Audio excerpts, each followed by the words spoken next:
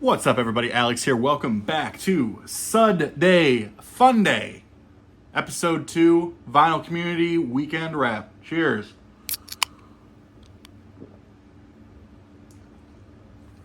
For those who watched my Friday What's on Tap, you know that I got into a much heavier beer, 12% barrel-aged Imperial Stout. So today, it's about 100 degrees. Air conditioner is broken, which is awesome. I live in an apartment, so I had to call in that good emergency maintenance request, and I need Freon. It needs Freon. And the guy was not certified to do it, so I have to wait until tomorrow. I say all of that because that's why this is angled like this, because typically where I set up, they have installed a portable window air conditioner, so it's a little bit messy over there. But some people like this, right? You're not a real vinyl community person unless you have your records behind you. That is what I've learned in the, 10 months or whatever I've been doing this. So, SUDday, Funday. All we do here, I drink a little bit of a beer, and I talk about what I've been listening to over the weekend. So, as you know, I left the Friday video saying that I was going to do, I was going to jump into a live record, Friday night live record, and I felt like a party. Maybe that just beer gave me a buzz, but I was like, I want to party tonight. And this is one of these classic bands, one of my favorite bands. This is such a good live album. And I was like, you know what? If I'm trying to turn up and have some fun and party a bit on a Friday, I'm going to go with Thin Lizzy, man. Live and Dangerous. This was from 78. This is a fun little promo there. Also, and some people don't know this, so if you see records that have a hype sticker, but the hype sticker is just planted like directly onto the sleeve itself, not on shrink, that also usually means it's a promo. So no white label here, but still really cool. Man, what a great live record this is. They released a big extended version or some extra stuff for Record Store Day last year that I almost picked up, but I thought, you know what, this is all I need. And I mean, they're just on fire here. Such a good set too. I mean, all the bangers everybody knows about, but yeah, obviously, Boys Are Back in Town, everybody knows. But for me, personal favorites, Emerald. I think Emerald is what closes off Jailbreak. Man, heavy. I mean, it's pretty like metal. Of course, Cowboy Song is just absolutely amazing. Don't Believe a Word. So much good stuff. Johnny the Fox, Jimmy the Weed, just such good stuff. So that was my Friday night's banger, and that's how I went to sleep that night. Woke up on Saturday feeling some jazz, and this hit, and man, what a record this is. This is the Red Garland Quintet, All Morning Long. This is another one of those prestige Analog Productions reissues.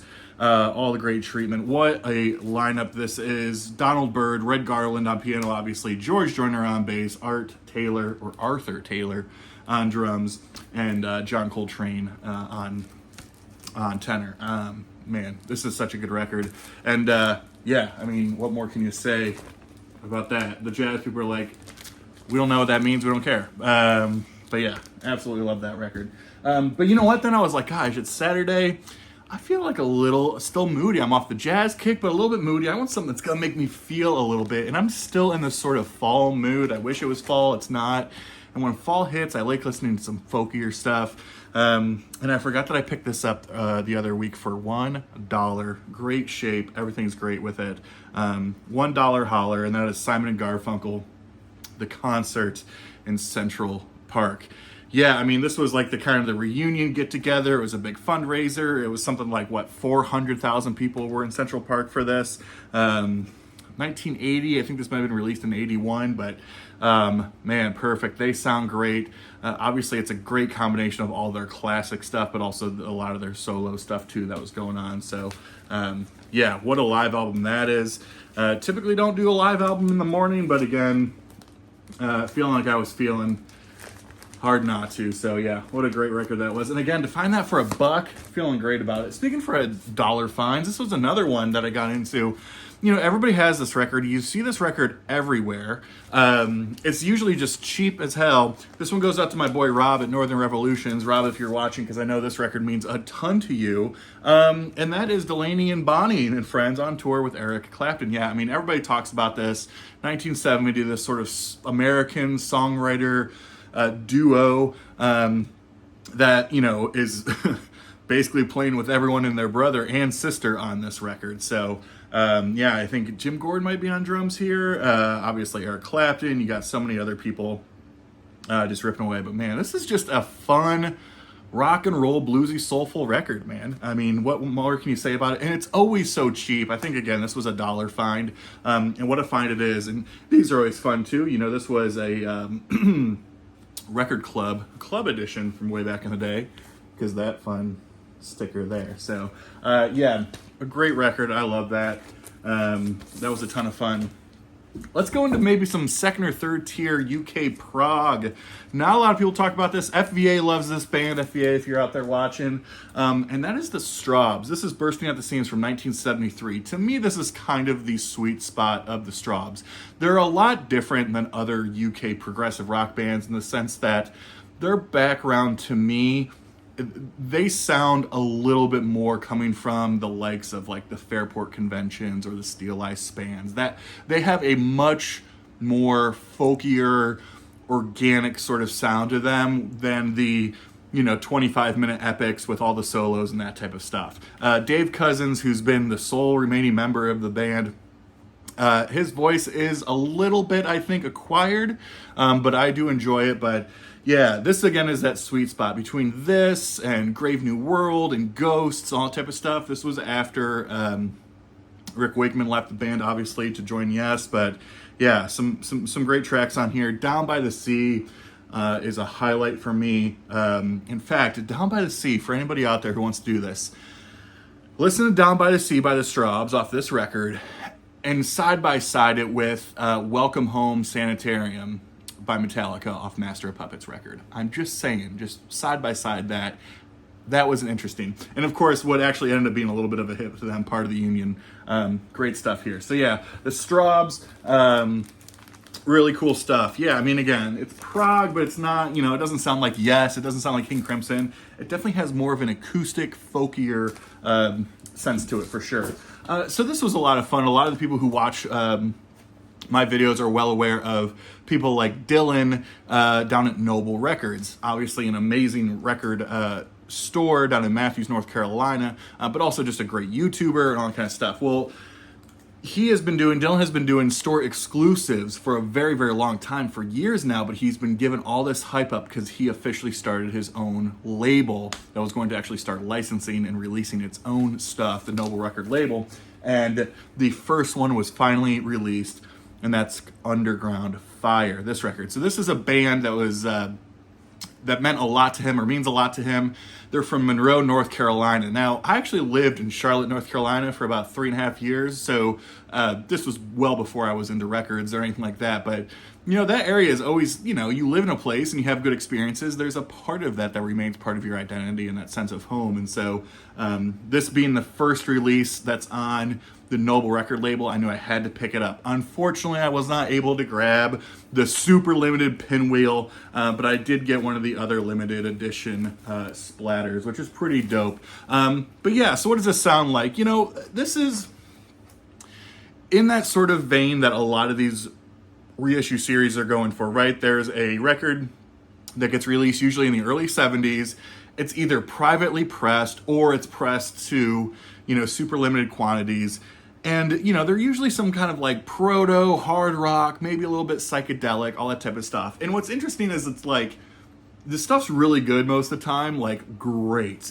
But then also there's a side of you that's like, yes, I can understand why these guys never blew up. There's nothing commercial about it. It's like they're not particularly great musicians or anything, anything like that. And this record, although I really liked it, I mean, this is not great for me personally. It's good. It's good. It's sort of hard rock. It's a little bit kind of bluesy. It's a little bit, I don't know, chicken picking here and there. I prefer the much heavier, dirgy, psychedelic stuff, but I fully understand why this wanted to be the first release on this record. It has the local story to it. It's a North Carolina band, all that type of stuff. Originals of this go for like $2,000, all that good stuff. So yeah, I mean, I totally understand Underground Fire. Good. It's not great. If you're going to ask me, I'm sitting here maybe at like a 6.5 or so out of 10. But yeah, still really glad to pick it up, and I do plan on picking up those Noble Record exclusives. Now, compare that to the most recent, or one of the most recent Noble Records variants of stuff that Garrison is putting out, and that is their reissue of this record, Homer, from Homer. So this was another one of these early 70s records. It was released on a bigger label, but again, I think originals for this go for, at least $800 or something like that. This was a Texas band, Texas trio maybe, but I say trio, there's like 5 of them, my bad.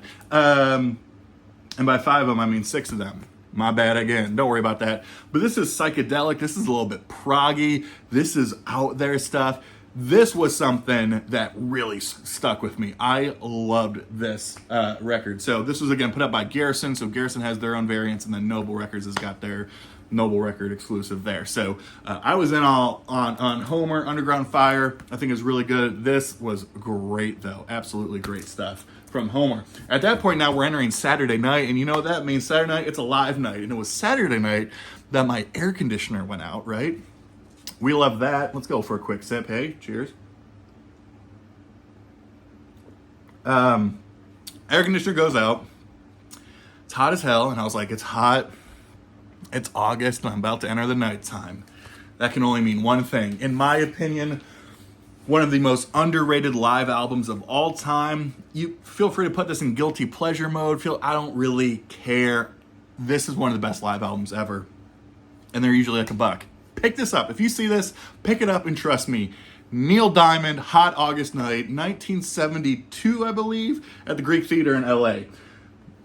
This is so good. I have a really strong personal relationship with Neil Diamond. Of course, I don't have a relationship with Neil Diamond, but with his music. When my older brother and I were growing up, I mean, we're talking between the ages of like 4, 5, 6, 7. And we were spending any time with our grandmother. She had a cassette that was playing in the car constantly on our like road trips and all those different things. And it was Neil Diamond Greatest Hits. We learned all those Neil Diamond hits, song after song after song after song, and we can still sing all of them. And this live record is just chock full of all of those, right? Holly Holy, I Am, I Said, Suleiman, Suleiman,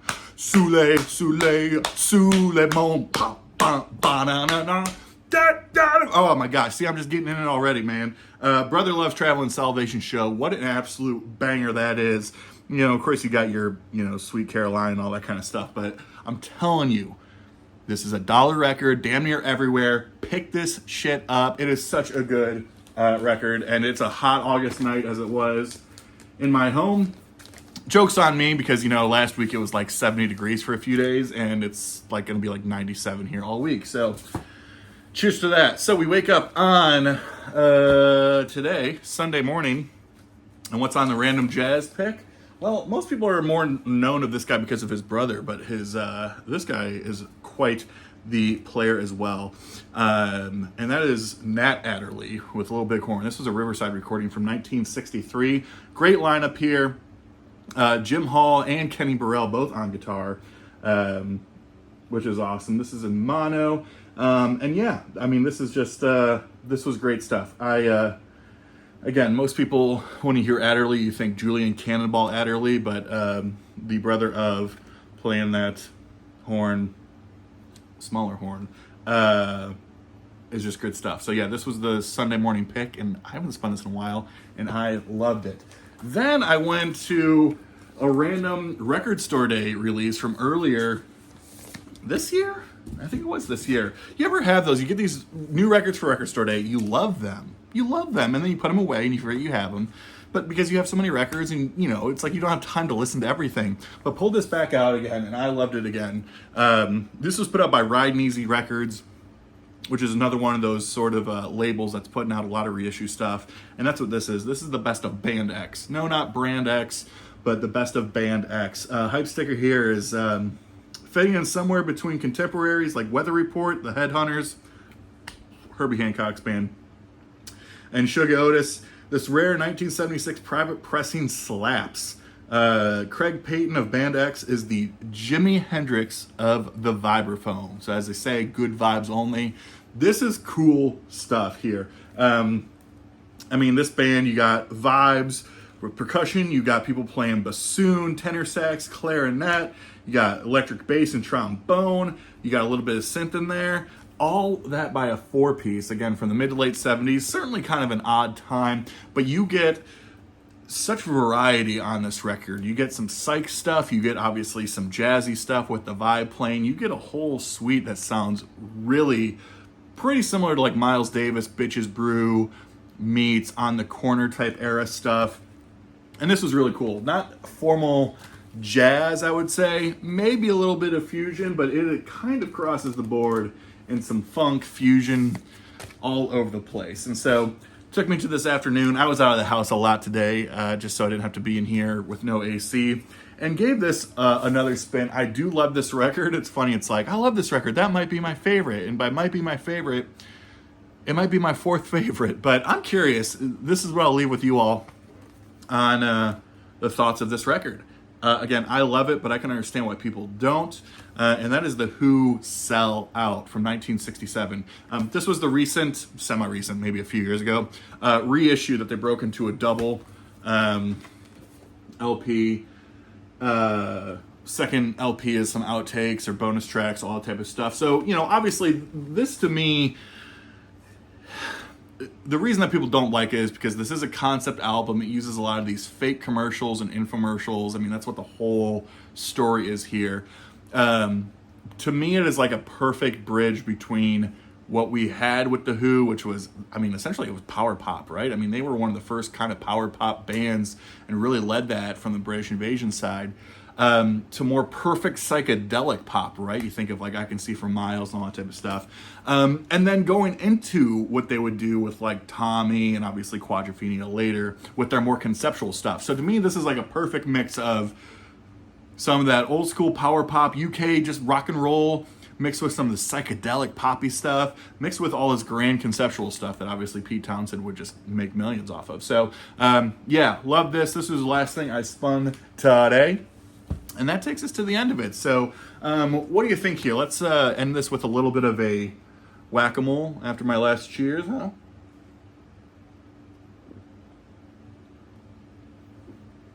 All right. Let's whack-a-mole this, huh? Let's see how terrible I do.